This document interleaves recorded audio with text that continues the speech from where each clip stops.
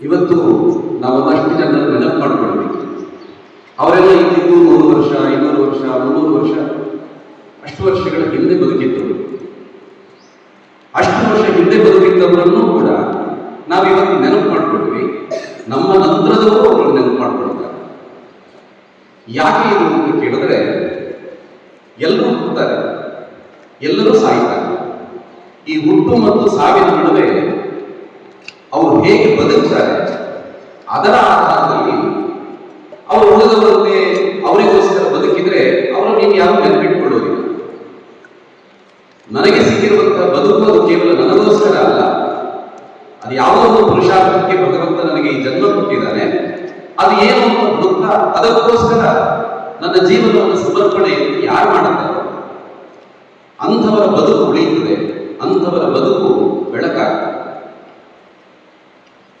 ಈ ಬೆಳಕು ಅನ್ನೋದಕ್ಕೆ ಜ್ಞಾನ ಅನ್ನೋ ಅರ್ಥ ಇದೆ. ನಮಗೆಲ್ಲ ಜ್ಞಾನ ಎಲ್ಲಿಂದ ಬರ್ತದೆ?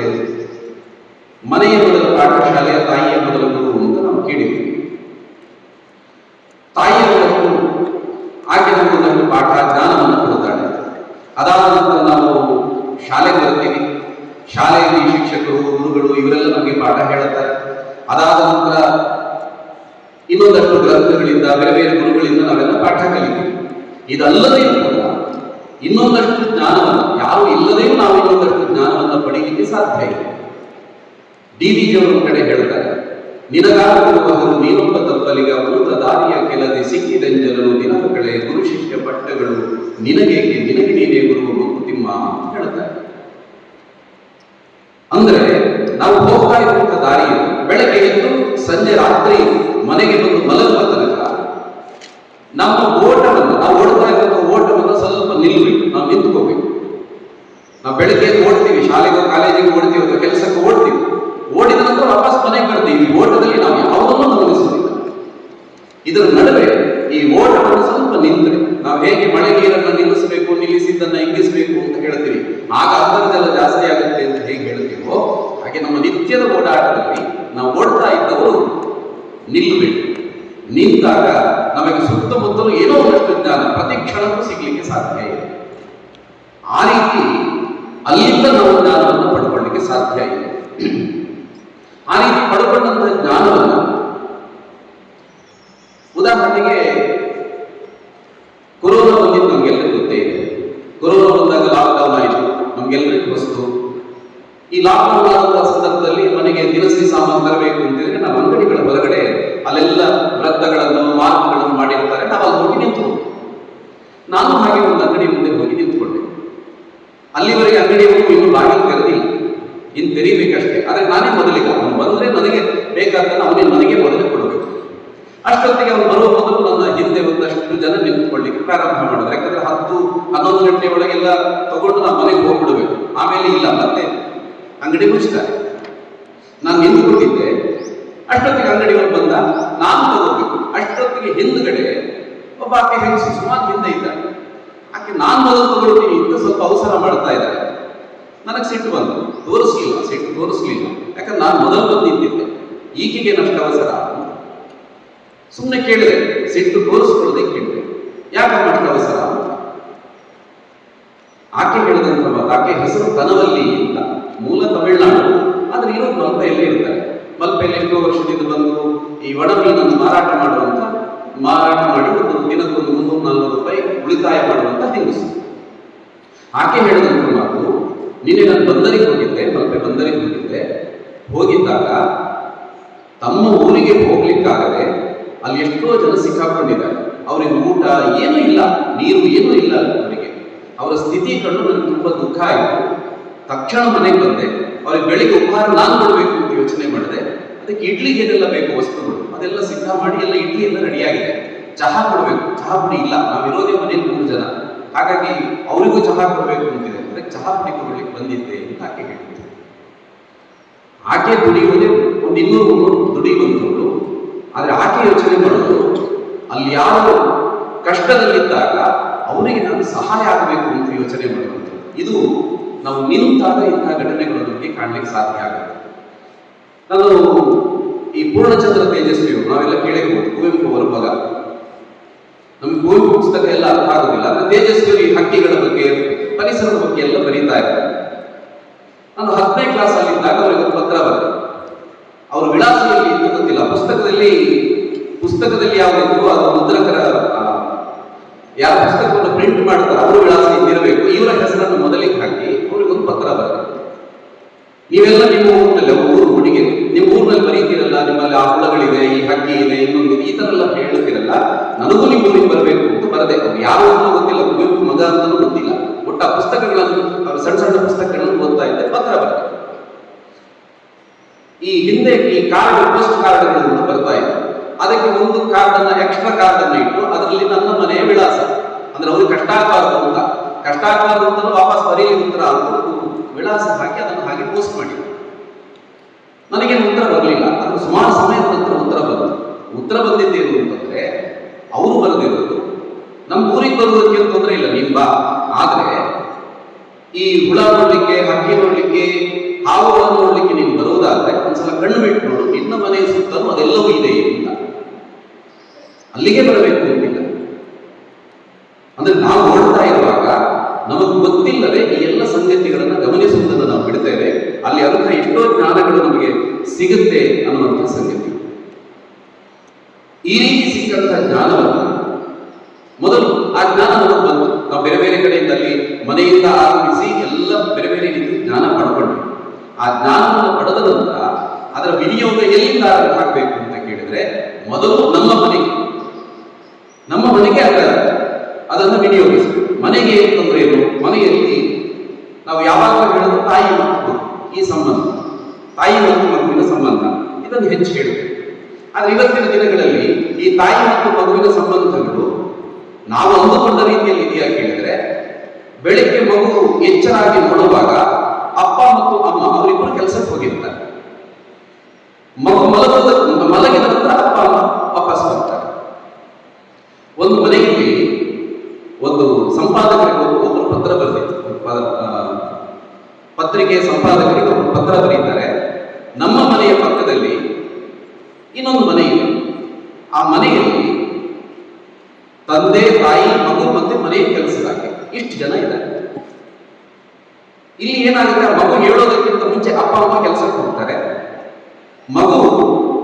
ಮಗುವಿಗೆ ಮನೆಯ ಕೆಲಸದಾಗಿ ಊಟ ಮಾಡಿ ಮಲಗಿಸ್ತಾರೆ.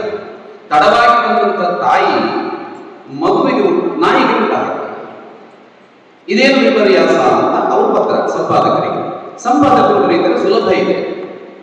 ಮನೆಯ ತಾಯಿ ನಾಯಿಯಲ್ಲಿ ಮಗುವನ್ನು ಕಾಣ್ತಾಳೆ, ಮನೆಯ ಕೆಲಸದಾಗೆ ಮಗುವಿನಲ್ಲಿ ನಾಯಿಯನ್ನು ಕಾಣ್ತಾಳೆ. ಇಷ್ಟೇ ವ್ಯತ್ಯಾಸ ಅಂತ ಅವರು ಬರೆದಿದ್ದಾರೆ. ಮನೆಯಲ್ಲಿ ಮೌಲ್ಯಗಳು ಕಡಿಮೆ ಆಗ್ತಾ ಇದೆ ಅಂತ ಅನಿಸಿದಾಗ ನಾವು ಪಡ್ಕೊಂಡಂತ ಜ್ಞಾನವನ್ನ ನಮ್ಮ ಮನೆಯ ಮೌಲ್ಯಗಳು ಕಡಿಮೆ ಆಗದ ರೀತಿಯಲ್ಲಿ ನಾವು ನೋಡಿಕೊಳ್ಬೇಕು ಅಂತ. ಒಬ್ಬ ಮಗ ಅವನ ಮದುವೆಯ ಅಮೆರಿಕಕ್ಕೆ ಹೋದವರು, ಅವನಿಗೂ ಮಕ್ಕಳಾಯಿತು, ಆ ಮಗು ದೊಡ್ಡವನಾದ. ಆದ್ರೆ ಈ ಮಗುವನ್ನ ನೋಡಿಲ್ಲ, ನನ್ನ ಮೊಮ್ಮಗನ ನೋಡಿಲ್ಲ ಅಂತ ಇಲ್ಲಿ ಅಜ್ಜ ಅಜ್ಜಿ ಊರಲ್ಲಿದ್ದಾರೆ. ಅಪ್ಪ ಒಂದ್ ದಿವಸ ಮಗ ಕರೆದ, ನೀವು ಬನ್ನಿ, ಇಬ್ರು ಬನ್ನಿ, ಊರಿಗೆ ಬನ್ನಿ ಅಂತ ಟಿಕೆಟ್ ಮಾಡಿ ಕಳಿಸಿದ. ಎಲ್ಲರೂ ಹೋದ್ರು, ಅಮೆರಿಕಕ್ಕೆ ಹೋದ್ರು. ಬಹಳ ಆನಂದ. ಮೊಮ್ಮಗನನ್ನು ಮೊದಲ ಬಾರಿ ನೋಡ್ತಾ ಇದ್ದಾರೆ. ಈಗ ಮಗು ದೊಡ್ಡವನಾಗಿದ್ದಾನೆ, 6ನೇ ಕ್ಲಾಸಿಗೆ ಬಂದಿದ್ದಾನೆ, ಇನ್ನೂ ಮೊಮ್ಮಗನನ್ನು ನೋಡಿಲ್ಲ. ಹೋಗುವಾಗ ಸಹಜವಾಗಿ ಅಜ್ಜಿ ಏನ್ ತಗೊಂಡು ಹೋಗ್ತಾರೆ, ಅಜ್ಜ ಅಜ್ಜಿ ಆ ಎಲ್ಲ ವಸ್ತುಗಳನ್ನು ತಗೊಂಡು ಹೋಗಿ ಕಾಲಿಂಗ್ ಬೆಲ್ ಮಾಡಿದ್ರು. ಅಲ್ಲಿ ಯಾರೋ ಡ್ರೈವರ್ ಬಂದಿದ್ದ ಕರ್ಕೊಂಡು ಹೋಗ್ಲಿಕ್ಕೆ ಇವ್ರು ಹೋದ್ರು. ಮನೆ ಕಾಲಿಂಗ್ ಬೆಲ್ ಮಾಡಿದ್ರು. ಒಂದು ಮಗು ಬಾಗಿಲಿಗೆ ಮುಖ ನೋಡೋದು ಗೊತ್ತಾಯ್ತು, ನಮ್ಮ ಮೊಮ್ಮಗು ಅಂತ. ಆದ್ರೆ ಮೊಮ್ಮಗುವಿನ ಮನಸ್ಸಲ್ಲಿ ಇವರ ಅಜ್ಜ ಅಜ್ಜಿನೂ ಭಾವವೇ ಇರಲಿಲ್ಲ. ಬಾಗಿಲಿಗೆ ಒಳಗೋಯ್ತು. ಸಂಜೆ ಆಗ್ತಾ ಇದ್ದಂತ ಅಪ್ಪ ಬಂದ. ಇಲ್ಲಿ ಈ ಮಗುವಿನ ಅಪ್ಪ ಮಗುವಿನ ಅಜ್ಜ ಮಾತಾಡ್ತಾ ಇದ್ದಾರೆ. ಅಷ್ಟೊತ್ತಿಗೆ ಅಜ್ಜ ಮೊಮ್ಮಗನನ್ನು ಕರೆದು ಹೇಳ್ತಾರೆ, ಒಂದು ಗ್ಲಾಸ್ ನೀರು ತಗೊಂಬ ಮಗು ಅಂತ ಹೇಳ್ತಾರೆ.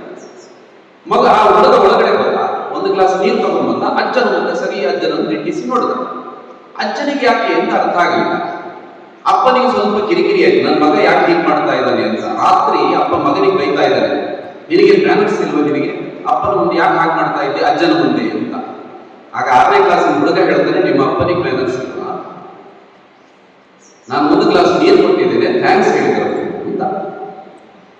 ಇಲ್ಲಿ ತಪ್ಪು ಯಾರು ಅಂತಂದ್ರೆ, ಇಲ್ಲಿ ಮಗುವಿನ ತಪ್ಪಲ್ಲ. ಮಗುವಿಗೆ ಆ ಮೌಲ್ಯವನ್ನು ಕಲಿಸಬೇಕಾಗಿತ್ತು. ಅದು ಅಪ್ಪ ಅಮ್ಮನ ಕರ್ತವ್ಯ. ಆ ರೀತಿಯ ಮೌಲ್ಯಗಳು ಒಂದು ಮಗು ಶಾಲೆಗೆ ಹೊರಡುವಾಗ ಶಾಲೆ ವ್ಯಾನ್ನಲ್ಲಿ ಕುಳಿತುಕೊಂಡು ಮಗುವಿಗೆ ಅಭ್ಯಾಸ, ಮನೆಯಲ್ಲಿ ಭಜನೆ ಹಾಡ್ತಾರೆ, ಹಾಗಾಗಿ ಮಗು ಸಹಜವಾಗಿ ಭಜನೆ ಹಾಡ್ತಾ ಇದೆ. ರಾಮಬಾರೋ ಕೃಷ್ಣಬಾರೋ ಅಂತ ಭಜನೆ. ಅಷ್ಟಾಗುವಾಗಲ್ಲಿ ಆ ವ್ಯಾನಿನ ಡ್ರೈವರ್ ಇದ್ದಾರೆ, ಇವನಿಗೆ ಈ ದೇವರು ನಿಂಡು ಅಂದ್ರೆ ಆಗೋದಿಲ್ಲ. ಅವನ ಮನಸ್ಸಲ್ಲಿ ಏನು ಬಂತು, ಈ ಪುಟ್ಟ ಮಗು ಎಷ್ಟು ಸಣ್ಣ ಪ್ರಾಯದಲ್ಲಿ ದೇವರ ಬಗ್ಗೆ ಭಜನೆ ಹಾಡ್ತಾ ಇದೆಯಲ್ಲ, ಏನಾದರೂ ಮಾಡ್ಬೇಕು ಇದಕ್ಕೆ ಅಂತ ಮಗು ಹೇಳುದು. ಏನು ಕೃಷ್ಣಬಾರೋ ಅಂತ ಹಾಡ್ತಾ ಇದೆಯಲ್ಲ, ನೀನು ಕೃಷ್ಣಬಾರೋ ಅಂತ ಹಾಡಿದ್ರೆ ದೇವರೇನು ಬರುವುದಿಲ್ಲ. ನಿನ್ಗೆ ಯಾರು ಹೇಳಿಕೊಟ್ಟಿದ್ದು, ಅವ್ರಿಗೆ ಹೋಗಿ ಕೇಳು, ನಿಮ್ಮ ಅಪ್ಪ ಅಮ್ಮನಿಗೆ ಕೇಳು, ಅವ್ರು ಎಷ್ಟೋ ವರ್ಷದಿಂದ ಹಾಡ್ತಾ ಇದ್ದಾರೆ, ಕೃಷ್ಣ ಬರೋದಿಲ್ಲ. ಈ ಮಗುವಿಗೆ ಏನಾಗಬೇಕು, ಈ 3ನೇ ಕ್ಲಾಸಿನ ಮಗುವಿಗೆ ಹೌದಲ್ಲ ನಾವು ಹಾಡ್ತಾ ಇರೋದು ಸರಿ, ಆದ್ರೆ ದೇವರು ಬಂದಿಲ್ಲಲ್ಲ, ಮಗುವಿನ ಮನಸ್ಸಿಗೆ ಬಂತು. ಆದ್ರೆ ಮಗು ಹಾಗೆ ತಗೊಂಡು ಮನೆಗೆ ಬಂತು, ಅಮ್ಮನ ಹತ್ರ ಹೇಳಿತು, ಅಮ್ಮ ದೇವರು ಬರೋದಿಲ್ಲ ಅಂತ ಕೇಳಿದ್ರೆ ಹೌದಮ್ಮ ಅಂತ ಪ್ರಶ್ನೆ. ಅಮ್ಮ ಪ್ರತಿನಿತ್ಯಗಳು ಸೀರಿಯಲ್ ಇತ್ಯಾದಿ ನೋಡ್ಕೊಂಡು ದಿನ ಕಳೆಯೋದಲ್ಲ, ಅವಳಿಗೆ ಗೊತ್ತಿದೆ, ನಮ್ಮ ಸಂಸ್ಕೃತಿಯ ಸಭ್ಯತೆಗಳು ಗೊತ್ತಿದೆ. ಆಕೆ ಮಗುವನ್ನು ಉಳಿಸ್ಕೊಂಡು ಹೇಳ್ತಾಳೆ, ಇಲ್ಲ ಮಗು ಭಗವಂತ ಬರ್ತಾನೆ. ದ್ರೌಪದಿಯ ಬಿಡಲಿ ಅಂತ ಹೇಳ್ತಾಳೆ. ದ್ರೌಪದಿಯ ಸೀರೆಯನ್ನು ವಿಶ್ವಾಸನ ಎಳೆಯುವಾಗ ಮೊದಲು ಸೀರೆಯನ್ನು ಕೈಯಲ್ಲಿ ಹಿಡ್ಕೊಳ್ತಾಳೆ. ಅಂದ್ರೆ ಮನಸ್ಸಿನಲ್ಲಿ ಒಂದು ಸಣ್ಣ ಸಂಶಯ, ಅಕಸ್ಮಾತ್ ಕೃಷ್ಣ ಬರದೇ ಹೋದ್ರೆ ನನ್ನ ಮಾನದ ಕಥೆ ಏನು ಅಂತ. ಕೊನೆಗೆ ಅವರಿಗೆ ಗೊತ್ತಾಗುತ್ತೆ, ಭಗವಂತನನ್ನು ಮೊರೆ ಇಡುವಾಗ ನಮಗೆ ಅಲ್ಲಿ ಅಪನಂಬಿಕೆ ಪ್ರಶ್ನೆ ಇದೀಗಿಲ್ಲ, ಎಳ್ಳಷ್ಟು ಇರಬಾರದು. ಕೈ ಬಿಟ್ಟು 2 ಕೈಗಳಿಂದ ಕೃಷ್ಣನನ್ನು ಮುಗಿತಾಳೆ. ಆಗ ಕೃಷ್ಣ ಬರ್ತಾನೆ, ಸೀರೆ ಅಕ್ಷಯವಾಗುತ್ತೆ, ಅವಳ ಮಾನಸ ರಕ್ಷಣೆ. ನೀನು ವ್ಯಾಲಿ ಡ್ರೈವರಿಗೆ ಹೋಗಿ ಹೇಳಬೇಕಾಗುತ್ತೆ ಇಷ್ಟೇ, ನೀನು ಕರೆದಾಗ ಭಗವಂತ ಯಾಕೆ ಬಂದಿಲ್ಲ ಅಂತಂದ್ರೆ ದ್ರೌಪದಿಗೆ ಜೈಸೆ ಮುಲಾಪಿ, ದ್ರೌಪದಿ ಅದನ್ನು ನೀನು ಕರೀತಾ ಇಲ್ಲ, ಅದಕ್ಕೋಸ್ಕರ ಭಗವಂತ ಬರೋದಿಲ್ಲ ಅಂತ. ಅವರಷ್ಟಕ್ಕೆ ನಿಲ್ಲಿಸೋದಿಲ್ಲ. ಈ ಮಗು ಓದಿಸುವುದಷ್ಟು ಪ್ರಸಾದ ಇತ್ಯಾದಿ ಎಲ್ಲ ತಗೊಂಡು ಹೋಯ್ತು, ಹಣ್ಣುಗಳು ಹಂಚಲಿಕ್ಕೆ ಶುರು ಮಾಡ್ತಾರೆ. ಇವನು ಮತ್ತೆ ಕೇಳೋದು ಅದೇನು ಅಂತ. ಅದು ದೇವರಿಗಿಟ್ಟ ನೈವೇದ್ಯ. ದೇವರಿಗಿಟ್ಟ ನೈವೇದ್ಯ ಏನು? ದೇವರಿಗಿಟ್ಟರೆ ದೇವರು ತಿನ್ನಬೇಕಿತ್ತು. ನೀನು ಏನೇ ಕೊಟ್ಟರು ದೇವರು ತಿನ್ನೋದಿಲ್ಲ. ಯಾಕೆ ದೇವರು ತಿನ್ನೋದಿಲ್ಲ ಅಂದ್ರೆ ದೇವರಿಲ್ಲ, ಹಾಗಾಗಿ ದೇವರು ತಿನ್ನೋದಿಲ್ಲ. ಮಗುವಿಗೂ ಹೌದು ಅಂತ ಅನಿಸಿತು. ಯಾವಾಗಲೂ ಆ ಹಣ್ಣುಗಳನ್ನ ಅಥವಾ ನೈವೇದ್ಯ ಅಂತ ಇಟ್ಟಾಗ ದೇವರು ತಿಂದಿದ್ದು ಮಗು ನೋಡಿಲ್ಲ. ಅಮ್ಮನಿಗೆ ಒಂದು ಮಗು ಹೇಳುತ್ತೆ, ಹಾಗಾದ್ರೆ ದೇವರು ತಿನ್ನೋದಿಲ್ವಾ? ಆಗ ಅಮ್ಮ ಕೂರಿಸ್ಕೊಂಡು ಹೇಳ್ತಾಳೆ, ಶಬರಿ ತೊಂದು ಇತ್ತು, ರಾಮನಿಗೆ ಹಣ್ಣುಗಳನ್ನು ಕೊಡ್ತಾಳೆ, ಅದು ಕೂಡ ಕಚ್ಚಿ ಅದರಲ್ಲಿ ಸಿಹಿ ಇದ್ದದ್ದನ್ನು ಮಾತ್ರ ರಾಮನಿಗೆ ಕೊಡಬೇಕು ಅಂತ. ಅದರಲ್ಲಿ ಎಂಜಲಿದೆ ಅಂತ ಗೊತ್ತಿಲ್ಲ ಅವಳಿಗೆ, ಸಿಹಿ ಇದ್ದದ್ದನ್ನು ಮಾತ್ರ ಕೊಡಬೇಕು ಅನ್ನುವಂತ ಆ ಶ್ರದ್ಧೆ, ಭಕ್ತಿ ರಾಮನ ಬಗ್ಗೆ. ರಾಮ ಬಂದ, ಆ ಹಣ್ಣುಗಳನ್ನು ಸ್ವೀಕಾರ ಮಾಡ್ತಾಳೆ. ಅಲ್ಲಿ ರಾಮನಿಗೆ ಅವಳ ಎಂಜಲು ಕಾಣಲಿಲ್ಲ, ಅವಳ ಭಕ್ತಿ ಕಂಡಿದ್ದು ರಾಮ ಶಬರಿಗೆ ಉಳಿದ, ಅವಳನ್ನು ಉದ್ಧರಿಸಿದ. ಆ ವ್ಯಾನಿಗಳಿಗೆ ಹೇಳಬೇಕಾಗದಿಷ್ಟೇ, ನೀನು ಕೊಟ್ಟಾಗ ಭಗವಂತ ಯಾಕೆ ತಿನ್ನೋದಿಲ್ಲ ಅಂತಂದ್ರೆ ಶಬರಿಗೆ ಜೈಸೆ ಹೇಳಬೇಕು. ಈ ರೀತಿ ಅಕಸ್ಮಾತ್ ಆ ತಾಯಿಗೆ ಇದನ್ನ ಹೇಳಲಿಕ್ಕೆ ಸಾಧ್ಯ ಆಗದೇ ಇದ್ರೆ, ಆ ಸಂಸ್ಕಾರ ತಾಯಿ ಹತ್ರ ಇಲ್ಲದೇ ಇದ್ರೆ, ಆ ಜ್ಞಾನ ಬೆಳಕಲ್ಲಿ ಮನೆಯಲ್ಲಿ ಇಲ್ಲದೇ ಇದ್ದಿದ್ರೆ ಆ ಮಗು ಈ ಸಂಸ್ಕೃತಿಯನ್ನು ಬಿಟ್ಟು ದೂರ ಹೋಗ್ಲಿಕ್ಕೆ ಪ್ರಾರಂಭ ಆಗುತ್ತೆ. ಒಬ್ಬ ಸಿನಿಮಾ ನಟ, ಇಬ್ಬರು ಸಿನಿಮಾ ನಟರು ಹೇಳಿದರು, ಭಾರತದ ಬಗ್ಗೆ ಬದುಕಲಿಕ್ಕೆ ಸಾಧ್ಯ ಇಲ್ಲ, ಅಸಹಿಷ್ಣುತೆ ಇದೆ ಇಲ್ಲಿ ನಮ್ಮ ಬಗ್ಗೆ ಅಂತ ಹೇಳಿದ. ನಾವು ನೆನಪು ಮಾಡ್ಕೊಳ್ಬಹುದು ಯಾರು ಅಂತ. ನಿಜಕ್ಕೂ ಭಾರತದಲ್ಲಿ ಬದುಕಲಿಕ್ಕೆ ಉಳಿದವರಿಗೆ ಕಷ್ಟ ಇದೆಯಾ? ಭಾರತ ಮತ್ತು ಪಾಕಿಸ್ತಾನ ವಿಭಜನೆಯ ಸಂದರ್ಭದಲ್ಲಿ ಅಲ್ಲಿ ಮಹಮ್ಮದ್ ಅಲಿ ಜಿನ್ನಾ ಯೋಚನೆ ಮಾಡುತ್ತಾರೆ, ಈಗ ಭಾರತ ಪಾಕಿಸ್ತಾನ ವಿಭಜನೆ ಆಗ್ತಾ ಇದ್ರೆ ಇಲ್ಲಿರುವಂತಹ ಏನೆಲ್ಲ ಮೌಲ್ಯಗಳಿದೆ ಆದಷ್ಟು ತಗೊಂಡು ಹೋಗ್ಬೇಕು ಪಾಕಿಸ್ತಾನಕ್ಕೆ ಅಂತ. ಆ ರೀತಿ ಅವರು ಬಂದಿದ್ರು. ಇಲ್ಲೊಬ್ರು ಪಂಡಿತ್ ಬಿಸ್ಮಿಲ್ಲಾ ಖಾನ್ ಅಂತ ಇದ್ರು, ಶಹನಾಯಿ ವಾದಕ. ನಾವೆಲ್ಲ ರಾಜ್ಕುಮಾರ್ ಸನಾದಿ ಅಪ್ಪಣ್ಣ ಸಿನಿಮಾ ನೋಡಿದ್ರೆ ಅದರಲ್ಲಿ ರಾಜ್ಕುಮಾರ್ ಬಾರಿಸುವಂತ ಎಲ್ಲ ಶಹನಾಯಿ ಸನಾದಿ ಅಪ್ಪಣ್ಣ ಬಾರಿಸಿದ್ರು. ಕ್ಷಮಿಸಿ, ಬಿಸ್ಮಿಲ್ಲಾ ಖಾನ್ ಈ ಬಿಸ್ಮಿಲ್ಲಾ ಖಾನ್ ಹತ್ರ ಬರ್ತಾನೆ, ಬಂದು ಕೇಳ್ತಾನೆ, ನೀವು ಇಲ್ಲಿ ಹಾಕಿದ್ದೀರಿ, ನಾವು ಪಾಕಿಸ್ತಾನಕ್ಕೆ ಹೋಗೋಣ. ಆದ್ರೆ ಬಿಸ್ಮಿಲ್ಲಾ ಖಾನ್ ಹೇಳ್ತಾರೆ, ನಾವು ಪಾಕಿಸ್ತಾನಕ್ಕೆ ಬರ್ಬೋದು, ಆದ್ರೆ ನನ್ನ ಸಂಪತ್ತಿನ ಪೆಟ್ಟಿಗೆ ಅದನ್ನು ತರಲಿಕ್ಕೆ ಆಗ್ಲಿಕ್ಕಿಲ್ಲ ನಮಗೆ ಅಂತ. ಆಗ ಜಿನ್ನಾ ಹೇಳ್ತಾರೆ, ನಿಮಗಂತ ಎಷ್ಟು ಸಂಪತ್ತು ಬೇಕು, ನಾನು ಬನ್ನಿ ಅಂತ. ಅದಕ್ಕೆ ಬಿಸ್ಮಿಲ್ಲಾ ಖಾನ್ ಹೇಳುದು, ನನ್ನ ಸಂಪತ್ತಿನ ಪೆಟ್ಟಿಗೆ ಅಂತಂದ್ರೆ ನನಗೆ ಸಂಗೀತ ಕಲಿಬೇಕು ಅಂತ ನನಗೆ ಪ್ರೇರಣೆ ಕೊಟ್ಟಿದ್ದು ಗಂಗೆ. ಆ ಗಂಗೆಯ ತಟದಲ್ಲಿದ್ದಾಗ ಅದರ ಧುಳು ನಾದ ಇದೆಲ್ಲವೂ ಕೇಳಿ ನನಗೆ ಸಂಗೀತ ಕಲಿಬೇಕು ಪ್ರೇರಣೆ ಬಂತು. ಹಾಗಾಗಿ ನನ್ನ ಸಂಪತ್ತು ಅಂತಂದದ್ದು ಗಂಗೆ ತರಲಿಕ್ಕಾಗತ್ತಾ ಅಂತ ಕೇಳುತ್ತಾರೆ. ಚಿನ್ನ ವಾಪಸ್ ಹೊರಟೋಗ್ತಾರೆ. ಭಾರತದಲ್ಲಿ ಅಸಹಿಷ್ಣುತೆ ಇಲ್ಲ ಅನ್ನೋದಕ್ಕೆ ಈ ರೀತಿಯ ನೂರಾರು ಘಟನೆಗಳಿವೆ. ಅಕಸ್ಮಾತ್ ಯಾವ ಸಿನಿಮಾ ಹೀರೋಗಳು, ಯಾಕೆಂದ್ರೆ ಇವತ್ತು ಸಿನಿಮಾ ಹೀರೋಗಳು ಹೇಳಿದ್ದೇ ಅಂತಿಮ ಅಂತ ನಾವು ಅಂದುಕೊಂಡಾಗ ಈ ರೀತಿಯ ಸಮಸ್ಯೆಗಳು ಬರಲಿಕ್ಕೆ ಸಾಧ್ಯ ಇದೆ. ಅದಕ್ಕೋಸ್ಕರ ನಾವು ಈ ರೀತಿಯೆಲ್ಲ ಪಡೆದಂತಹ ಜ್ಞಾನವನ್ನ ಅದನ್ನ ಮೊದಲು ಮನೆಯನ್ನ ಬೆಳಗಬೇಕು. ಅಂದ್ರೆ ಮನೆಯಲ್ಲಿ ಯಾಕೆ ಜ್ಞಾನ ಬೇಕು ಅಂತಂದ್ರೆ ನಮ್ಮ ಸಂಸ್ಕೃತಿಯನ್ನ ಬಿಟ್ಟು ಅದು ಪಕ್ಕಕ್ಕೆ ಹೋಗಬಾರದು ಅನ್ನೋ ದೃಷ್ಟಿಯಿಂದ. ಆನಂತರ ಅಲ್ಲಿಂದ ಈ ಪಡೆದಂತಹ ಜ್ಞಾನದಿಂದ ಇನ್ನೊಂದು ಕೆಲಸಗಳಾಗಬೇಕು. ನಮ್ಮ ಮನಸ್ಸಲ್ಲಿ ಅದು ಸಂವೇದನೆಯಿಂದ ಸಂಸ್ಕಾರವನ್ನು ಮೂಡಿಸಬೇಕು. ನಾವು ಪಡೆದಂತಹ ಜ್ಞಾನ ನಮ್ಮಲ್ಲಿ ಸಂವೇದನೆಯನ್ನು ಮೂಡಿಸಬೇಕು, ಸಂಸ್ಕಾರವನ್ನು ಮೂಡಿಸಬೇಕು. ನೀವು ಈ ಡಿಸೆಂಬರ್ 31ರ ರಾತ್ರಿ ಹೊಸ ವರ್ಷ ಅಂತೆಲ್ಲ ಒಂದಷ್ಟು ಆಚರಣೆಗಳಾಗುತ್ತೆ. ಅದು ಮಾಡಲಿ, ಅವರಷ್ಟಕ್ಕೆ ಮಾಡಲಿ. ನಾನು ಬೆಂಗಳೂರಿನ ಒಂದು ಬೀದಿಯಲ್ಲಿ ಜನವರಿ 1ನೇ ತಾರೀಕು ಬೆಂಗಳೂರಿನ ಬೀದಿಯಲ್ಲಿ ಬೆಳಗ್ಗೆ ಹೀಗೆ ನಡ್ಕೊಂಡು ಬರ್ತಾ ಇದ್ದಾಗ ಅಲ್ಲೆಲ್ಲ ಪ್ರಸಿದ್ಧ ಬೀದಿಯದು, ಎಲ್ಲ ತುಂಬಾ ಉಚ್ಚ ಶಿಕ್ಷಣವನ್ನು ಪಡೆದಿರುವಂತವರ ಬೀದಿ. ಆದ್ರೆ ರಸ್ತೆಯಲ್ಲಿ ಹೇಗಿತ್ತು ಅಂತ ಕೇಳಿದ್ರೆ ಅಲ್ಲೆಲ್ಲ ಕಸದ ರಾಶಿ. ಅಲ್ಲೊಬ್ಬರು ಅಮ್ಮ ಈ ಪೌರ ಕಾರ್ಮಿಕ ಆಗಿ ಅವ್ರು ಗುಡಿಸ್ತಾ ಇದ್ದಾರೆ. ಇಷ್ಟು ಬೇಗ ಪ್ರತಿದಿನ ಇಷ್ಟು ಬೇಗ ಬರ್ತೀರಾ ಅಂತ ಕೇಳಿದೆ. ಅವ್ರು ಹೇಳಿದ್ರೆ ಇಲ್ಲ ಇವತ್ತು ಕಸ ಜಾಸ್ತಿ ಇರ್ತದೆ ಅಂತ ಆಕೆ ಹೇಳಿದ್ರು. ಇವತ್ತು ಕಸ ಜಾಸ್ತಿ ಇರ್ತದೆ ಅಂತ ಯೋಚನೆ ಮಾಡಬೇಕಾಗಿತ್ತು. ಆಕೆನೂ ಯಾರೋ ತಾಯಿ, ಅಕಸ್ಮಾತ್ ನಮ್ಮದೇ ತಾಯಿಯಲ್ಲಿ ಬಂದದನ್ನೆಲ್ಲ ಸ್ವಚ್ಛ ಮಾಡ್ತಾರೆ ಅಂತಂದ್ರೆ ನಾವು ಆ ಕಸ ಕಟ್ಟಿಗಳನ್ನು ರಾಶಿ ಹಾಕ್ತಾ ಇದ್ದೀವ ಅಂತ ಪ್ರಶ್ನೆ ಮಾಡ್ತೇವೆ. ಒಂದು ಗದ್ದೆ ಬದುವಿದೆ, ಆ ಕಡೆ ಈ ಕಡೆ ಗದ್ದೆಗಳಿದೆ, ಗದ್ದೆ ಮಧ್ಯದಲ್ಲಿ ಬದುಕು, ಅದರಲ್ಲಿ ನಾವು ನಡ್ಕೊಂಡು ಹೋಗ್ಲಿಕ್ಕೆ ಅಂತ ವ್ಯವಸ್ಥೆ ನಮ್ಗೆ ಗೊತ್ತಿದೆ. ಒಬ್ಬ ಹುಡುಗ ನಡ್ಕೊಂಡು ಹೋಗ್ತಾ ಇದ್ದಾನೆ, ಎದುರುಗಡೆ ಒಬ್ಬರು ಅಜ್ಜ ಬರ್ತಾ ಇದ್ದಾರೆ. ಈ ಇಬ್ಬರು ಒಂದೇ ಸಲಕ್ಕೆ ಆ ಕಡೆ ಈ ಕಡೆ ಪಾಸ್ ಆಗ್ಲಿಕ್ಕೆ ಆಗೋದಿಲ್ಲ, ಅಷ್ಟು ಜಾಗ ಇಲ್ಲ. ಆ ಕಡೆ ಪಾಸ್ ಆಗ್ಬೇಕು ಅಂದ್ರೆ ಒಬ್ಬರು ಕೆಳಗಿಳಿಬೇಕು, ನೀರಿಗೆ ಇಳಿಬೇಕು, ಗದ್ದೆಗೆ ನೀರಿಗೆ. ಈ ಹುಡುಗ ಏನ್ ಮಾಡ್ದ, ನಾನು ಯಾಕೆ ಇಳಿಬೇಕು ಅಂತ ಎದೆ ಸಿಡಿಸ್ಕೊಂಡು ನಿಂತ. ಆ ವೃದ್ಧರು ಏನ್ ಮಾಡಿದ್ರು ಪಾಪ, ಅವರು ಕೆಳಗೆ ನೀರಿಗಿಳಿದ್ರು. ಈ ಹುಡುಗನ ಮನಸ್ಸಿಗೆ ಬಂತು ನಾನು ಗೆದ್ದೆ ಅಂತ. ನಿಜಕ್ಕೂ ಅವನು ಗೆಲ್ಲಬಹುದಾಗಿತ್ತು, ಅದನ್ನು ಸೋತಿದ್ದ. ನಿಜಕ್ಕೂ ಅವನು ಸೋತಿದ್ದ. ಒಂದು ಕ್ರಿಕೆಟ್ ಮ್ಯಾಚ್ ನಡೆಯಿತು. ಆ ಕ್ರಿಕೆಟ್ ಮ್ಯಾಚ್ ನಡೆದಾಗ ಇಲ್ಲಿ ಗೊತ್ತಿಲ್ಲ, ನಾನು ನೋಡಿದ್ದು ಅಲ್ಲಿ ಏನೋ ಒಂದು ಕಪ್ಪು ಏನೋ ಕೊಡ್ತಾರೆ. ಅದನ್ನು ನಮ್ಮ ಬೈಕಿನ ಮುಂದೆ ಕಟ್ಟಿಕೊಂಡು ಇಡೀ ಅಷ್ಟು ಜನ, ಒಂದು 20-30 ಜನ ಬೈಕ್ಗಳಲ್ಲಿ ನಮ್ಮ ಹೆಡ್ಲೈಟ್ ಅನ್ನು ಹಾಕೊಂಡು ಹಾಕು ಇಡೀ ಊರಿಗೆ ಸುತ್ತೋದು, ಎಕ್ಸಲೇಟರ್ ಕೊಡ್ತಾ ಇಡೀ ಊರಿಗೆ ಸುತ್ತೋದು. ಅದಕ್ಕೆ ಎಷ್ಟು ಪರಿಸರಕ್ಕೆ ಎಷ್ಟು ಹಾನಿ ಇದೆ, ಉಳಿದವರಿಗೆ ಎಷ್ಟು ತೊಂದರೆ ಆಗ್ತಾ ಇದೆ. ನಾವು ಮಾಡಿರೋದು ಏನಷ್ಟು ದೊಡ್ಡ ಸಾಧನೆ ನಾವು ಯೋಚನೆ ಮಾಡ್ತೀವ? ನಾವು ಪಡೆದಂತಹ ಜ್ಞಾನ ನಮ್ಮಲ್ಲಿ ಈ ಸಂಸ್ಕಾರವನ್ನು, ಸಂವೇದನೆಯನ್ನು ಮೂಡಿಸಬೇಕು. ಇಲ್ಲದಿದ್ದರೆ ಅದು ಜ್ಞಾನ ಅಲ್ಲ ಅನ್ನುವಂಥ ಸಂಗತಿ. ಈ ರೀತಿ ಪಡೆದಂತಹ ಜ್ಞಾನವನ್ನ ಮೊದಲು ಮನೆಗೆ, ಆನಂತರ ನಮ್ಮ ಸಂಸ್ಕಾರಕ್ಕೆ, ಅನಂತರ ನಾವು ಅದನ್ನು ಕೊಡಬೇಕಾಗಿದೆ ಸಮಾಜಕ್ಕೆ. ಆ ಬೆಳಕಿನ ಜ್ಞಾನವನ್ನು ಸಮಾಜಕ್ಕೆ ಕೊಡಬೇಕು. ನಮಗೆ ಬೇರೆ ಬೇರೆ ರೀತಿಯಲ್ಲಿ ಅದನ್ನು ಸಮಾಜ ಕೊಡಬಹುದು. ನಮ್ಮ ನಡವಳಿಕೆಗಳ ಮೂಲಕ ನಾವು ಸಮಾಜ ಕೊಡಬಹುದು. ನಡವಳಿಕೆ ಅಂತಂದ್ರೆ ಏನು?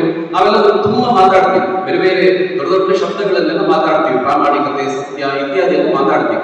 ಅದು ನಿಜಕ್ಕೂ ನಮ್ಮಲ್ಲಿ ಎಷ್ಟಿದೆ ಅನ್ನುವಂಥದ್ದು ಪ್ರಶ್ನೆ. ಒಂದು ಬಸ್ ಇದೆ, ಬಸ್ಸಲ್ಲಿ ಇವರು ಮೇಷ್ಟ್ರೊಬ್ಬರು ಪ್ರಯಾಣ ಮಾಡ್ತಾ ಇದ್ದಾರೆ. ಕಂಡಕ್ಟರ್ ಬಂದಾಗ ಇವರವರಿಗೆ 10 ರೂಪಾಯಿ ಕೊಟ್ಟರು. 10 ರೂಪಾಯಿ ಕೊಟ್ಟಾಗ 90 ರೂಪಾಯಿ ವಾಪಸ್ ಕೊಟ್ಟ. ಮೇಷ್ಟ್ರಿಗೆ ಅನಿಸಿದ್ರು ನಾನು 100 ರೂಪಾಯಿ ಕೊಟ್ಟಿದ್ದು ಅಂತ ಅಂದುಕೊಂಡು ಇವನು 90 ರೂಪಾಯಿ ವಾಪಸ್ ಕೊಟ್ಟಿದ್ದಾನೆ. ಅದಕ್ಕೆ ನಾನು ಇವನಿಗೆ ವಾಪಸ್ ಕೊಡ್ಬೇಕಾದ್ರೆ ಅವನಷ್ಟೊತ್ತಿಗೆ ಈ ಟಿಕೆಟ್ ಇದೆಲ್ಲ ಮಾಡಿಕೊಂಡು ಸ್ವಲ್ಪ ಮುಂದಕ್ಕೆ ಬಂದ. ಇವ್ರು ಮತ್ತು ಯೋಚನೆ ಮಾಡಿದ್ರು, ಅದಕ್ಕೆ ಇರ್ಬೋದಾ ಅಥವಾ ಹೇಗೆ, ನಿಜಕ್ಕೂ ಅವನಿಗೆ ಗೊತ್ತಿಲ್ಲದೆ ಕೊಟ್ಟ. ಹೀಗೆ ಯೋಚನೆ ಮಾಡ್ತಾ ಇವ್ರು ಇಳಿಯುವಂತ ನಿಲ್ದಾಣ ಬಂತು. ನಿಲ್ದಾಣ ಬಂದಾಗ ಸ್ವಲ್ಪ ಜೋರಲ್ಲಿ ಕರೆದ್ರು, ಎಲ್ರಿಗೂ ಕೇಳೋ ಹಾಗೆ, ಇಲ್ಲಿ ಬಾರಪ್ಪ, ನಾನು ಕೊಟ್ಟಿದ್ದು ಕೇವಲ 10 ರೂಪಾಯಿ, ಆದ್ರೆ ನೀನು 90 ರೂಪಾಯಿ, ನಾನು 100 ಕೊಟ್ಟಿದ್ದು ಅಂತ 90 ರೂಪಾಯಿ ವಾಪಸ್ ಕೊಟ್ಟಿದ್ಯಾ, ಇದು ನಿಂದು ತಗೋ ಅಂತ ಕೊಟ್ಟು.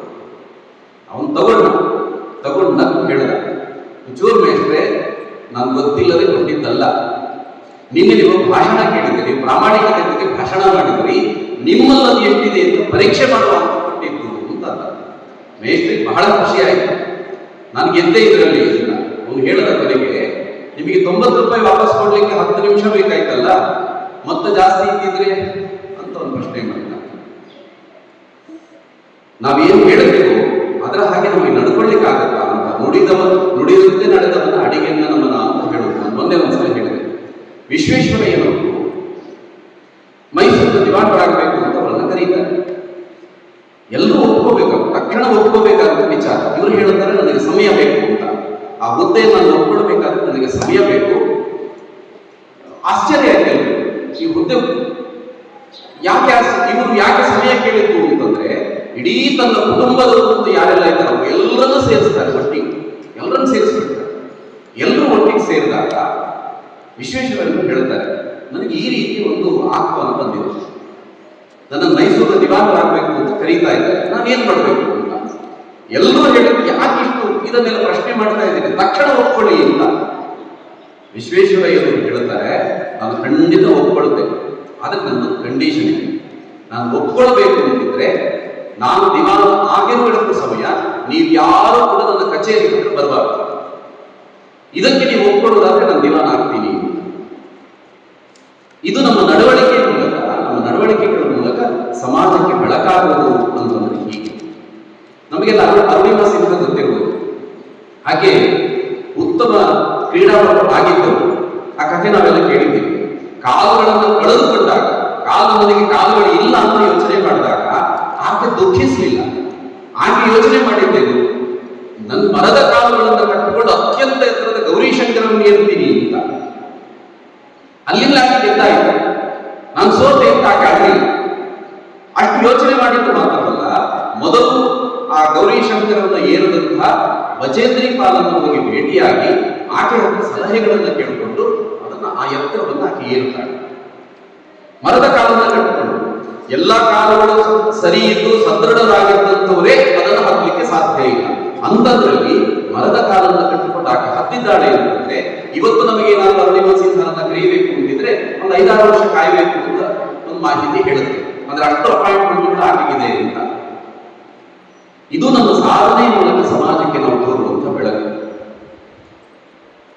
ಒಬ್ಬರು ಮೇಜರ್, ನಾವೆಲ್ಲ ಈ ಹಿಮಾಲಯದ ಕಪ್ಪಲಿಗೆ ಹೋದಾಗ ಗೊತ್ತಾಗುತ್ತಲ್ಲ, ಸೈನಿಕರು ಅವರು ಹೋಗುವುದು ಇಂತಿಷ್ಟು ಸಮಯ ಒಂದು ತಂಡ ಮೇಲಕ್ಕೆ ಹೋಗ್ತದೆ, ಅಲ್ಲಿ ಹೋಗಿ ಅವರು ಕೆಲಸ ಮಾಡಿ ಆ ತಂಡ ಕೆಳಕ್ಕೆ ಬರ್ತದೆ, ಮತ್ತೊಂದು ತಂಡ ಮೇಲಕ್ಕೆ ಹೋಗ್ತದೆ. ಹೀಗೆ ಅವರು ಚೇಂಜ್ ಆಗ್ತಾ ಇರ್ತಾರೆ. ಯಾಕಂದ್ರೆ ಅವರು ತುಂಬಾ ಸಮಯಗಳ ಕಾಲದಲ್ಲಿ ಇರ್ಲಿಕ್ಕೆ ಸಾಧ್ಯ ಆಗುತ್ತೆ. ಅದಕ್ಕೆ ಇಂತಿಷ್ಟೇ ಸಮಯದಲ್ಲಿ ಹೋಗಿ ಬರಬೇಕು. ಈಗ ಮೇಲಕ್ಕೆ ಹೋಗುವಂತ ತಂಡ, ಅವರು ಮೇಜರ್ ಒಂದಷ್ಟು ಜನ ಅವರ ಸೈನಿಕರ ಜೊತೆಗೆ ಹೊರಟಿದ್ದಾರೆ. ಹೊರಡುವಾಗ ವಿಪರೀತವಾದಂತಹ ಚಳಿ ಪ್ರಾರಂಭ ಆಗಿದೆ. ಇನ್ನು ಹತ್ತಿರ ಹೋಗ್ತಾ ಇದ್ದಾರೆ.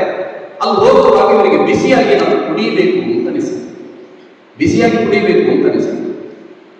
ಏನ್ ಮಾಡೋಣ, ಅಲ್ಲೊಂದು ಸಣ್ಣ ಚಹಾದ ಅಂಗಡಿ, ಆದ್ರೆ ಅದು ಓಪನ್ ಇಲ್ಲ, ಅದಕ್ಕೆ ಬೀಗ ಹಾಕಿದ್ದಾರೆ. ಕತ್ತಲೆ ಆಗಿದ್ದು ಬೀಗ ಹಾಕಿ ಹೋಗಿದೆ.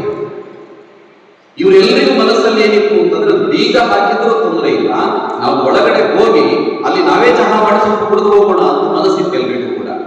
ಇನ್ನು ಮೇಜರ್ ಏನ್ ಹೇಳ್ತಾರೋ ಅಂತ ಎಲ್ಲರ ಮನಸ್ಸು, ಮೇಜರ್ ಮನಸ್ಸು ಅದೇ ಇತ್ತು. ಮೇಜರ್ ಹೇಳಿದ ಏನು ತೊಂದರೆ ಇಲ್ಲ, ಒಳಗಡೆ ಹೋಗಿ ಮತ್ತೆ ಹಾಗೆ ಅದಕ್ಕೇನು ತೊಂದರೆ ಆಗದ ರೀತಿಯಲ್ಲಿ, ಅಂಗಡಿಗೆ ಏನು ತೊಂದರೆ ಆಗದ ರೀತಿಯಲ್ಲಿ ನಾವು ಒಳಗಡೆ ಹೋಗಿ ಚಹಾ ಮಾಡ್ಕೊಂಡು ಹೋಗೋಣ ಅಂತ ಮೇಜರ್ ಹೇಳಿದಾಗ ಇವರಿಗೆ ಖುಷಿ ಆಯ್ತು. ಅವರಿಗೇನು ಒಂದು ಸಣ್ಣ ಬೀಗವನ್ನು ತೆಗೆದು ದೊಡ್ಡ ವಿಷಯ ಅಲ್ಲ. ಅವ್ರು ತೆಗೆದ್ರು, ಒಳಗಡೆ ಹೋದ್ರು, ಅಲ್ಲೆಲ್ಲ ಚಹಾ ಇದಕ್ಕೆ ಏನೆಲ್ಲ ಬೇಕು ಅದನ್ನ ಮಾಡ್ಕೊಂಡು ಚಹಾ ಕುಡಿದು ಬಹಳ ಆನಂದ ಆಯ್ತು. ವಾಪಸ್ ಬರುವಾಗ ಮೇಜರ್ ಏನ್ ಮಾಡ್ತಾರೆ, ಅವಾಗ 2,000 ರೂಪಾಯಿ ನೋಟ್ ಇತ್ತು. ಈ 2,000 ರೂಪಾಯಿ ನೋಟನ್ನ ಅಲ್ಲಿ ಇಟ್ಟರು, ಬೇರೆ ನೋಟ್ ಇಡ್ಲಿಕ್ಕೆ ಅವ್ರ ಹತ್ರ ಇಲ್ಲ, ಅದನ್ನ ಇಟ್ಟು ಅದ್ರ ಮೇಲೆ ಒಂದು ಕಲ್ಲಿಟ್ಟು ಹೊರಟರು. ಮೇಲೆ ಮುಗಿಸಿ ವಾಪಸ್ ಬರುವಾಗ ಅವರಿಗೆ ಅಲ್ಲಿ ಓದಬೇಕು ಅಂತ ಅನಿಸಿತು. ಅವರ ಕರ್ತವ್ಯದ ಅವಧಿ ಮುಗಿಯಿತು, ವಾಪಸ್ ಬಂದರು. ವಾಪಸ್ ಬರುವಾಗ ಅದು ಒಬ್ಬನೇ ಬೆಳಗಿನ ಹೊತ್ತು ಅವನಿದ್ದ. ಇವರಲ್ಲೇ ಹೋದ್ರು. ಅಲ್ಲಿ ಹೋದ್ರೆ ಚಹಾ ಕುಡಿತ ಮೇಜರಿಗೆ ಮಾತಾಡಿಸ್ಬೇಕು ಅಂತ ಅನಿಸಿತು. ಅವರು ಯಾರು ಚಹಾದ ಅಂಗಡಿಯವರನ್ನು ಮಾತಾಡಿಸ್ಬೇಕು ಅಂತ ಅನಿಸಿತು. ಅಲ್ಲೊಂದು ಫೋಟೋ ಇಟ್ಟಿದ್ದು, ದೇವರ ಫೋಟೋ ಇದೆ. ಅಲ್ಲೊಬ್ಬ ದೇವರ ಫೋಟೋ ಇಟ್ಟಿದೆಯಲ್ಲ, ಆ ದೇವರು ನಿನಗೆ ಏನ್ ಕೊಟ್ಟಿದ್ದಾನೆ? ಇಷ್ಟು ಸಣ್ಣ ಗುಡಿಸಲನ್ನು ಚಹಾ ಮಾರುತ್ತಾ ಇದೆ, ದೇವರು ಏನ್ ಕೊಟ್ಟಿದ್ದಾರೆ ಅಂತ ಪ್ರಶ್ನೆ. ಅಷ್ಟೊತ್ತಿಗೆ ಮೇಜರ್ ಹೇಳಿದ್ರೆ, ನೀವು ಹಾಗೆಲ್ಲ ಹೇಳಬೇಡಿ, ದೇವರು ಖಂಡಿತ ಇದ್ದಾನೆ, ದೇವರಿದ್ದಾನೆ. ಯಾಕೆ ಅಂತಂದ್ರೆ, ಮೊನ್ನೆ ರಾತ್ರಿ ನಾನು ನನ್ನ ಮಗನಿಗೆ ಹುಷಾರಿಲ್ಲ ಅಂತ ಯಾರೋ ಬಂದು ಹೇಳಿದ್ರೆ, ಬೇಗ ಇದನ್ನ ಅಂಗಡಿಯನ್ನು ಮುಚ್ಚಿ ನಾನು ಹೋದೆ. ಆ ದಿವಸ ನನ್ನ ಮಗನಿಗೆ ತುಂಬಾ ಹೊಟ್ಟೆ ನೋವು ಬರ್ಲಿಕ್ಕೆ ಶುರುವಾಯಿತು. ತೀರಾ ಹೊಟ್ಟೆ ನೋವು. ಎಷ್ಟು ಹೊಟ್ಟೆ ನೋವು ಅಂತಂದ್ರೆ ಅದನ್ನು ತಡೆಯಲಿಕ್ಕೆ ಸಾಧ್ಯ ಇಲ್ಲ. ಅವನು ಮರಳಾಡ್ತಾ ಇದ್ದ. ಆದ್ರೆ ಅವನನ್ನ ಚಿಕಿತ್ಸೆಗೆ ಕರ್ಕೊಂಡು ಹೋಗ್ಬೇಕಿದ್ರೆ ಸ್ವಲ್ಪ ದುಡ್ಡು ಬೇಕಿತ್ತು. ಏನ್ ಮಾಡೋದು, ನನ್ನ ಹತ್ರ ಏನು ಇಲ್ಲ, ಕೂಡಿಟ್ಟದ್ದು ಏನಿಲ್ಲ. ಅದಕ್ಕೆ ಡಬ್ಬಿಯಲ್ಲಿ ಇಟ್ಟದ್ದೇನಾದ್ರೂ ಇದೆಯಾ ಅಂತ ನಾನು ರಾತ್ರಿ ಮತ್ತು ವಾಪಸ್ ಓಡಿ ಬರುವಾಗ ದೇವರು ಒಂದು 2,000 ರೂಪಾಯಿ ನೋಟ್ ಇಟ್ಟು ಹೋಗಿದ್ದ. ನಾನು ಅದನ್ನು ತಗೊಂಡು ಹೋದೆ. ದೇವರು ಇಟ್ಟು ಹೋಗಿದ್ದದನ್ನು ಅಂತ ಅವನು ಹೇಳ್ದ. ಈ ಸೈನಿಕರೆಲ್ಲ ಮೇಜರ್ ಮುಖ ನೋಡೋದು, ಇಟ್ಟದ್ದು ಮೇಜರ್ ಅಂತ ಅವರಿಗೆಲ್ಲ ಗೊತ್ತಿದೆ.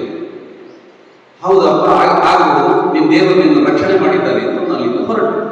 ಸೈನಿಕರು ಮೇಜರ್ ಹತ್ರ ಕೇಳುತ್ತಾರೆ, ನೀವು ಸತ್ಯ ಹೇಳಬಹುದಿತ್ತಲ್ಲ, ನೀವು ಯಾಕೆ ಹೇಳಲಿಲ್ಲ? ಅದಕ್ಕೆ ಮೇಜರ್ ಹೇಳುವಂತ ಉತ್ತರ, ನಾನು ಇಟ್ಟಿರಬಹುದು, ಆದ್ರೆ ನನ್ನ ಹತ್ರ ಆ ಇಡೋದಕ್ಕೆ ಪ್ರೇರಣೆ ದೇವರನ್ನು ಯಾಕೆ ಆಗಿರಬಾರ್ದು ಅಂತ ಮೇಜರ್ ಹೇಳುವಂತ ಮಾತು. ನಾವು ಮಾಡುವಂತಹ ಕೆಲಸ ಏನಿದೆ ಅದರಿಂದ ಅದು ಗೊತ್ತಿಲ್ಲದ ಸಮಾಜಕ್ಕೆ ಒಂದು ರೀತಿ ಲಾಭ ಆಗುತ್ತೆ, ಇದು ಸಮಾಜಕ್ಕೆ ಬೆಳಕಾಗುವಂತಹ ರೀತಿ ಅನ್ನುವಂಥದ್ದು. ತೇನ್ ಸಿಂಗ್ ನೋರ್ಗೆ ಬಗ್ಗೆ ಕೇಳಿದ್ದೀವಿ, ನಾವು ಕೇಳಿದೀವಲ್ಲ, ಹೆಸರು ಕೇಳಿದೀವ? ತೇನ್ ಸಿಂಗ್ ಬಗ್ಗೆ ಕೇಳಿದೀವ? ಗೌರಿಶಂಕರ್, ನಾನು ಆಗೊಂದ್ಸಲ ಗೌರಿಶಂಕರ ಅಂತ ಹೇಳಿದೆ. ಗೌರಿಶಂಕರ ಅಂದ್ರೆ ಇವತ್ತು ನಾವು ಮೌಂಟ್ ಎವರೆಸ್ಟ್ ಅಂತ ಹೇಳ್ತೇವಲ್ಲ, ಆ ಮೌಂಟ್ ಎವರೆಸ್ಟ್ ನ ನಿಜವಾದ ಹೆಸರು ಗೌರಿಶಂಕರ್. ಅಲ್ಲಿ ಶಿವ ಮತ್ತು ಪಾರ್ವತಿ ವಾಸ ಮಾಡ್ತಾರೆ ಅನ್ನೋ ಕಾರಣಕ್ಕೋಸ್ಕರ ನಮ್ಮ ಹಿರಿಯರಿಟ್ಟಂತ ಹೆಸರು ಗೌರಿಶಂಕರ ಅಂತ. ಆಮೇಲೆ ಅದನ್ನು ಹೇಳಿಕ್ಕಾದ್ರೆ ಅದರೆಲ್ಲ ಮೌಂಟ್ ಎವರೆಸ್ಟ್ ಆಯಿತು. ಆ ಗೌರಿಶಂಕರವನ್ನು ಏರಬೇಕು ಅಂತ ಮೊದಲೆಲ್ಲ ತುಂಬಾ ಜನ ಪ್ರಯತ್ನ ಪಟ್ಟಿದ್ದಾರೆ, ಆದರೆ ಆಗಿರಲಿಲ್ಲ. ಆ ಹೊತ್ತಿಗೆ ಎಡ್ಮಂಡ್ ಹಿಲ್ಲರಿ ಬಂದ, ಅವನು ಹತ್ತಬೇಕು ಅಂತ, ನ್ಯೂಜಿಲೆಂಡ್ ಇಂದ ಬಂದಂತು. ಈ ತೇನ್ ಸಿಂಗ್ ಯಾರು ಕೇಳಿದ್ರೆ ಅಲ್ಲೆಲ್ಲ ಶೇರ್ಪಾಗಳು ಹುಟ್ಟಿದ್ದಾರೆ, ಅಲ್ಲೆಲ್ಲ ಹಿಮಾಲಯ ಪರ್ವತದಲ್ಲೆಲ್ಲ ಶೇರ್ಪಾಗಳು ಹುಟ್ಟಿದ್ದಾರೆ. ಅವರೆಲ್ಲ ಈ ಮೇಲಕ್ಕೆ ಹತ್ತುವವರಿಗೆ ಸಹಾಯ ಮಾಡ್ತಾರೆ, ಅವ್ರಿಗೆ ಬೇಕಾದಂತಹ ಸಲಕರಣೆಗಳು ಒಂದಷ್ಟು ಸಹಾಯವನ್ನು ಮಾಡ್ತಾರೆ. ಈ ತೇನ್ ಸಿಂಗ್ ಏನ್ ಮಾಡ್ತಾನೆ, ಹಿಲರಿ ಬಂದ ತಕ್ಷಣ ನಾನು ಬರ್ಬೋದ ನಿಮ್ಮೊಟ್ಟಿಗೆ ಅಂತ ಕೇಳಿದ. ಹಿಲರಿ ಯೋಚನೆ ಮಾಡಿದ, ನಾನೆಲ್ಲ ನ್ಯೂಜಿಲೆಂಡ್ ಇಂದ ಬಂದವು, ಇವನು ಇಲ್ಲೇ ಹುಟ್ಟು ಬೆಳೆದವು, ಬಹುಶಃ ಇವನು ನನ್ನ ಜೊತೆಗೆ ಬಂದ್ರೆ ನನಗೆ ತುಂಬಾ ಸಹಾಯ ಆಗ್ಬೋದು ಅಂತ ಹತ್ತೋಣ ಅಂತಂದ. ಇಬ್ಬರು ಜೊತೆಯಾಗಿ ಹತ್ತಿದ್ರು. ಜಗತ್ತಿನಲ್ಲಿ ಮೊದಲ ಬಾರಿ ಆ ಗೌರಿಶಂಕರದ ತುದಿಯನ್ನ ಏರಿದಂತ ಮೊದಲು ಇಬ್ಬರಲ್ಲಿ ತೇನ್ ಸಿಂಗ್ ಒಬ್ಬ. ಅಲ್ಲಿ ನ್ಯೂಜಿಲೆಂಡಿನ ಧ್ವಜದ ಜೊತೆಗೆ ಭಾರತ ಧ್ವಜವನ್ನು ಇಲ್ಲ ಇದ್ದಾರೆ. ತೇನ್ ಸಿಂಗ್ ಆ ರೀತಿ ಸಾಧನೆ ಮಾಡಬೇಕು ಅಂತ ಯೋಚನೆ ಮಾಡಿದ ಕಾರಣಕ್ಕೋಸ್ಕರ ಇವತ್ತು ನಾವು ನೆನಪು ಮಾಡಿಕೊಳ್ತಾ ಇದ್ದೀವಿ. ತನ್ನ ಸಾಧನೆ ಮೂಲಕ ಅವನು ಸಮಾಜಕ್ಕೆ ಬೆಳಕ.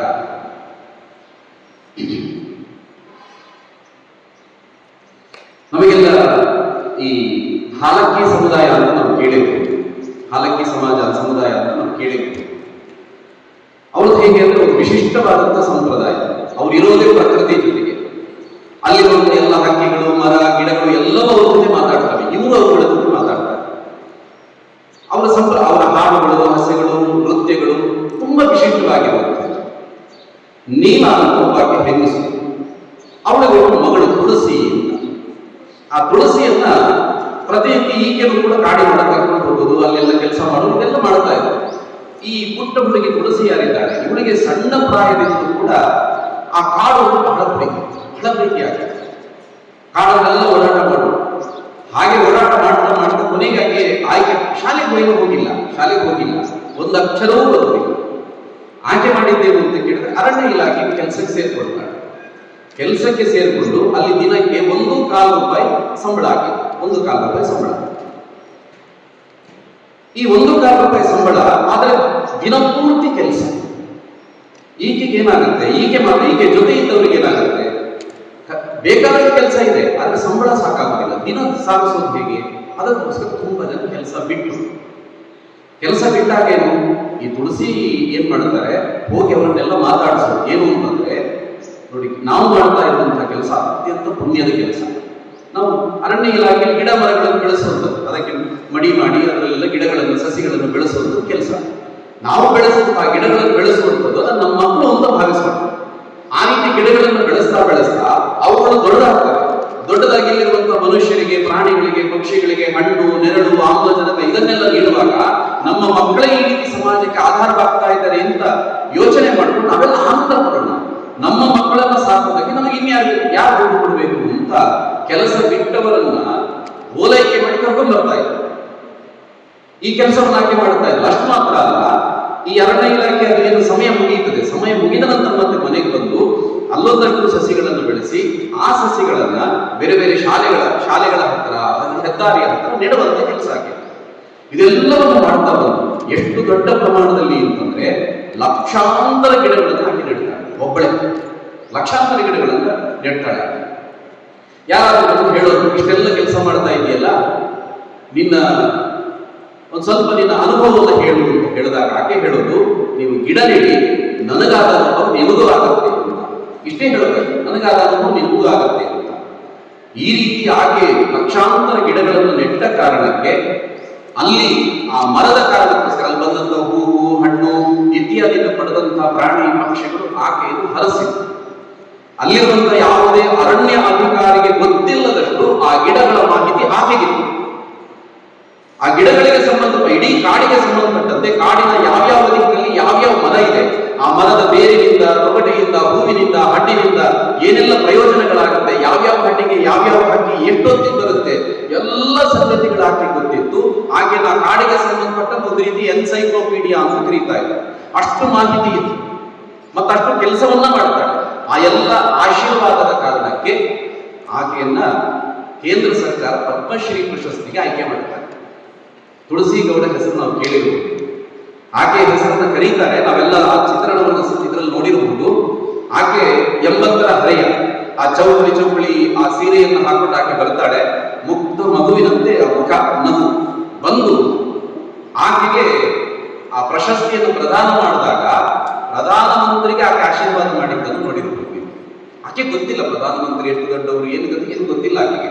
ಆಕೆ ನನಗಿಂತ ಸಣ್ಣ ವಯಸ್ಸಿನವ, ಅದಕ್ಕೋಸ್ಕರ ಆಶೀರ್ವಾದ ಮಾಡ್ತಾರೆ ತಾಯಿಯ ಹಾಗೆ. ಇದೆಲ್ಲ ದೃಶ್ಯ ನಾವೆಲ್ಲ ನೋಡಿರುವಂಥದ್ದು. ಪ್ರಶಸ್ತಿ ಸಿಕ್ಕಿದಾಗ ಹೋಗಿ ಆಕೆ ಹತ್ರ ಮಾತಾಡಿಸ್ತಾರೆ. ದೊಡ್ಡ ಪ್ರಶಸ್ತಿ ಸಿಕ್ಕಿದೆಯಲ್ಲಮ್ಮ, ಏನ್ ಹೇಳ್ತೀನಿ ಇದಕ್ಕೆ ಅಂತ ಕೇಳಿದ್ರೆ, ಈ ಪ್ರಕೃತಿ ಆಶೀರ್ವಾದ ಮಾಡುತ್ತಲ್ಲ, ಅದಕ್ಕಿಂತ ದೊಡ್ಡ ಆಶೀರ್ವಾದ ಯಾವುದೂ ಅಲ್ಲ ಅಂತ ಜಗತ್ತಿನಲ್ಲಿ ಆಕೆ ಹೇಳುದು.